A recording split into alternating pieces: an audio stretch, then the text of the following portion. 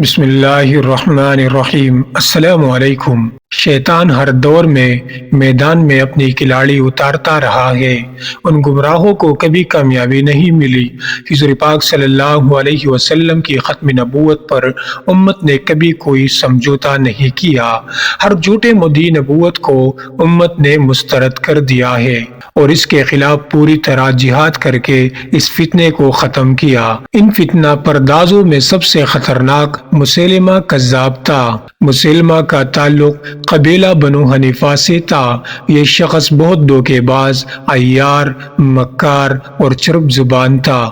اس نے حضور صلی اللہ علیہ وسلم کی حیات مبارکہ ہی میں نبوت کا دعویٰ کر دیا تھا۔ یہ بدبخت کہا کرتا تھا کہ محمد صلی اللہ علیہ وسلم بھی اللہ کے رسول ہے اور میں بھی۔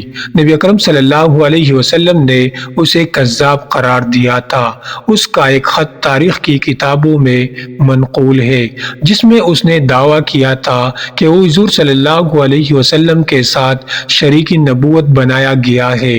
نعوذ باللہ۔ حضور اکرم صلی اللہ علیہ وسلم کے وصال سے تھوڑا ہی عرصہ قبل اس بدبخت نے آپ علیہ السلام کے نام جو خط لکھا وہ طبری نے اپنی کتاب میں نقل کیا ہے۔ مسیلمہ اور اس کے پیروکار بہت مکار، فریبی اور دھوکے باز تھے۔ وہ اذان اور نماز کا اہتمام کرتے تھے۔ اذان میں اشہد ان محمد رسول اللہ کے بعد نعوذ باللہ مسیلمہ کا نام لیا کرتے تھے۔ نبی اکرم صلی اللہ علیہ وسلم نے اس کا خط ملتے ہی اس پر لعنت بھیجی اور اسے کافر و کذاب قرار دیا۔ یہ تاریخ میں لعین و مہین ہو کر رہا اور پھر سیدھا جہنم واصل ہو گیا۔ بنو حنیفہ کے بیشتر مسلمان اپنی سادہ لوحی کی وجہ سے اس کے دعوے کو حقیقت سمجھتے تھے۔ اس گمراہی میں مبتلا ہونے کے بعد انہوں نے اس کی اتباع شروع کر دی۔ اس کے باوجود اس قبیلے کے کچھ مخلص اور فہیم اہل ایمان نے اس کے دعوے کو قابل غور نہیں سمجھا۔ اس کے خلاف حضور صلی اللہ علیہ وسلم فوج بھیجنا چاہتے تھے مگر اجل مسمى نے آپ علیہ السلام کو مہلت نہ دی۔ یہ اہم کام آپ علیہ السلام کے خلیفہ و جانشین حضرت ابوبکر صدیق رضی اللہ عنہ کے دور خلافت میں انجام دیا گیا۔ حضرت ابوبکر رضی اللہ عنہ نے اس مہم کو اولین نمبر پر اہمیت دی اور صحابہ کرام رضی اللہ عنہ نے ختم نبوت کے مقدس عقیدے پر اپنی قیمتی جانوں کے پروانہ وار نذرانے پیش کیے۔ ایک مرتبہ حضرت حبیب بن زید انصاری رضی اللہ عنہ یمامہ کے علاقے سے گزر رہے تھے۔ مسیلمہ کو اس کی اطلاع ملی۔ مسیلمہ نے انہیں اپنے پاس بلایا اور کہا کیا تو گواہی دیتا ہے کہ محمد اللہ کے رسول ہے؟ انہوں نے فرمایا ہاں، میں گواہی دیتا ہوں کہ رسول اللہ صلی اللہ علیہ وسلم اللہ کے سچے رسول ہے۔ اس کذاب نے کہا میں بھی گواہی دیتا ہوں کہ محمد اللہ کے رسول ہے۔ پھر اس نے پوچھا کیا تم گواہی دیتے ہو کہ مسلمہ اللہ کا رسول ہے؟ انہوں نے فرمایا کہ میں تو یہ گواہی دیتا ہوں کہ مسلمہ کذاب ہے۔ اس نے کہا تم اگر یہ گواہی نہ دو گے تو میں تمہیں قتل کر دوں گا۔ سچے عاشق رسول نے فرمایا تمہیں جو کچھ کرنا ہے کر لو، میں ہرگز یہ گواہی نہیں دوں گا۔ پھر اس نے حکم دیا کہ ان کا ایک ہاتھ کاٹ دیا جائے۔ ہاتھ کٹنے کے باوجود وہ اپنے موقف پر قائم رہے۔ پھر ان کا ایک پاؤں کاٹا گیا مگر ان کے پائے استقامت میں لغزش نہ آئی۔ پھر دوسرا ہاتھ اور دوسرا پاؤں بھی یکے بعد دیگرے کاٹے گئے۔ امام ابن کثیر رحمہ اللہ کے الفاظ میں انہیں ایک ایک عضو کاٹ کر شہید کیا گیا مگر وہ اپنے موقف پر ثابت قدم رہے۔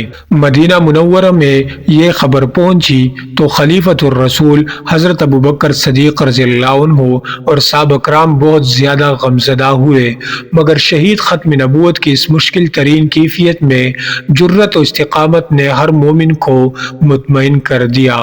عظیم خاندان کے عظیم سپوت نے جان دے دی مگر ناموس رسالت پر آنچ نہ آنے دی۔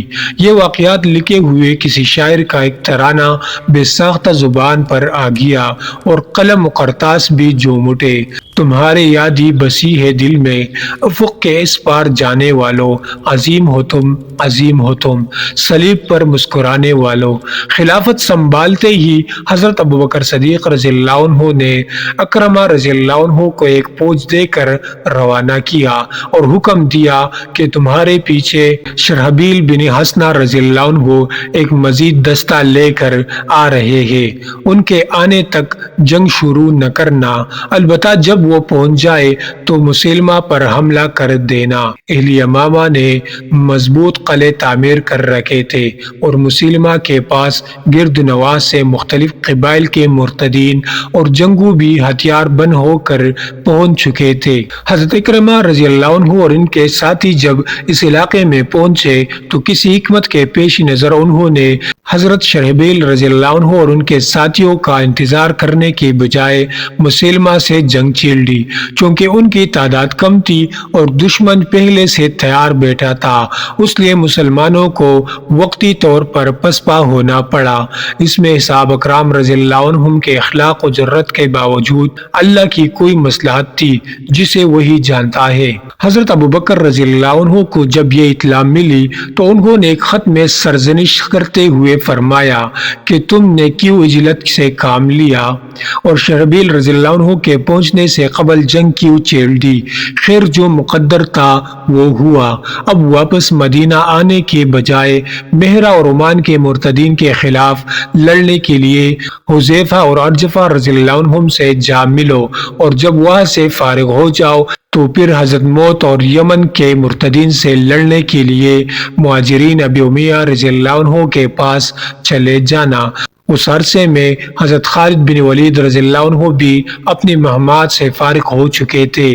حضرت ابوبکر رضی اللہ عنہ نے انہیں مسلمہ کذاب کے مقابلے پر سپہ سالار بنا کر بھیجا اور حضرت شرحبیل رضی اللہ عنہ کو حکم دیا کہ وہ خالد کے لشکر میں شامل ہو کر مسلمہ کے مقابلے میں جہاد میں حصہ لے۔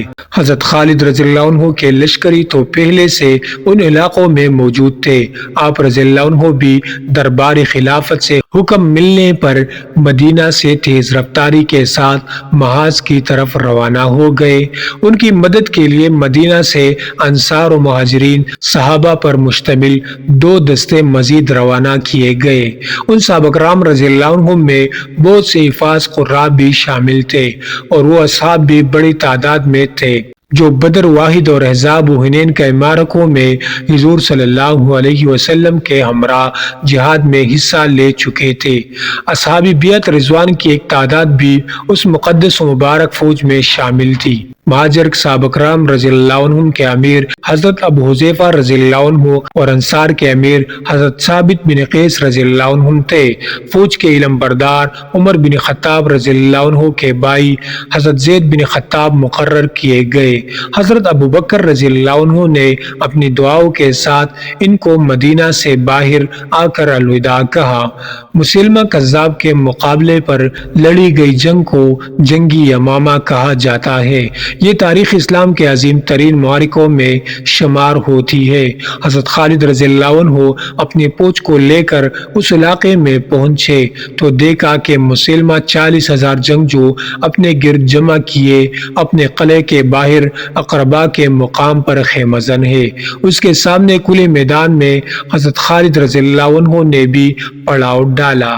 اس عرصے میں یہاں پہنچنے سے قبل خالد رضی اللہ عنہ کا آمنا سامنا بنو حنیفہ ہی کے ایک اور کافر سردار مجاع بن مرارہ سے ہوا جو بنو عامر اور بنو تمیم پر شب و خون مارنے کے بعد مال غنیمت لے کر واپس جا رہا تھا۔ اس کے سب ساتھیوں کو قتل کر دیا اور حضرت خالد رضی اللہ عنہ کے حکم سے اسے جنگی حکمت عملی کے پیش نظر قید کر دیا گیا۔ حضرت خالد رضی اللہ عنہ کے میدان جنگ میں پہنچنے کے دوسرے روز باقاعدہ لڑائی شروع ہو گئی۔ دشمن کا ایک جنگجو میدان میں نکلا اور مسلمانوں کو مقابلے کے لیے للکارا۔ حضرت زید بن خطاب اس کے مقابلے کے لیے آگے بڑھے اور اسے تیغ کر دیا۔ دشمن کا یہ جنگجو جستجو رجال بن انفو تھا جو اپنی بہادری کے لیے مشہور تھا۔ اس کے قتل پر مسلمہ کی پوچھ بپر کر مسلمانوں پر حملہ آور ہوئی۔ یہ حملہ اتنا سخت تھا کہ مسلمانوں کے صفوں میں قدر کمزوری نظر آنے لگی۔ اس موقع پر علم بردارانی لشکر حضرت زید بن خطاب، حضرت ثابت بن قیس اور ان کے دیگر ساتھی بڑی پامردی سے لڑے اور مسلمانوں کو خطاب کرتے ہوئے دونوں علم برداروں نے جہاد کی عظمت، شہادت کا مقام و مرتبہ اور جنتوں کا نعمتوں کا تذکرہ کیا۔ اے اہل ایمان، آج آگے بڑھنے کا دن ہے۔ اسی طرح ابو حذیفہ رضی اللہ عنہ اور سالم رضی اللہ عنہ، ابو حذیفہ نے بھی اپنے ساتھیوں کو آگے بڑھنے کی تلقین کرتے ہوئے دشمن پر زوردار حملہ کیا۔ وہ بھی مسلمانوں کو مسلسل تلقین کیے جا رہے تھے، یعنی آؤ جنت کی طرف بڑھو۔ صحابہ کرام کے دلوں میں شہادت کی تمنا تو ہمیشہ رہتی تھی، اب اس تمنا کو اور جلا ملی اور صحابہ کرام نے وہ کارنامہ سر انجام دیا جو یادگار ہے۔